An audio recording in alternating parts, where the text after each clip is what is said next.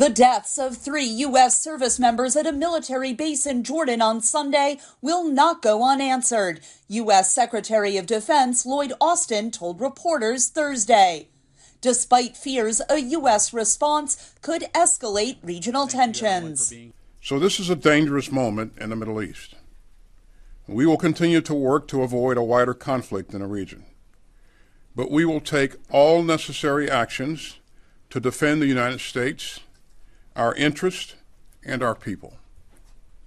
And we will respond when we choose, where we choose, and how we choose. Iran-backed militants have carried out 166 attacks on U.S. forces in Iraq, Syria, and Jordan since the October 7th Hamas attack on Israel. Iran has denied responsibility for the attack that killed 3 U.S. service members and says it is not deterred by a potential U.S. response. You know that we do not leave any threats unanswered.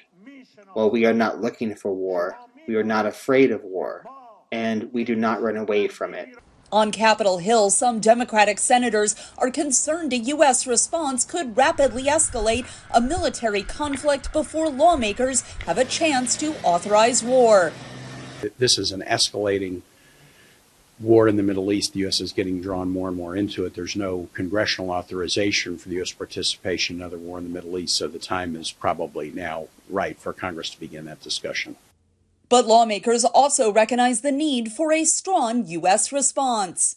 Anyone who attacks the troops and puts Americans in harm's way, we're going to do everything we can to defend our citizens and our troops especially, and let them know that this is not going to be tolerated and they'll have to pay extreme prices for it. Earlier this week, top Senate Republican Mitch McConnell said the Biden administration's policies had increased the threat posed by Iran. For 3 years, the threat of Iran-backed terror against American personnel and interests in the Middle East has been growing. Iran is emboldened and believes it can use its proxies to attack America with impunity. And the Biden administration has hastened this erosion of deterrence. Their public hand-wringing and fear of escalation sends exactly the wrong message to Tehran. And other Republican lawmakers said Thursday any response should be carefully calibrated. I'd like to know the president has a plan to not just stop this, but to put Iran in a position they will never do this again.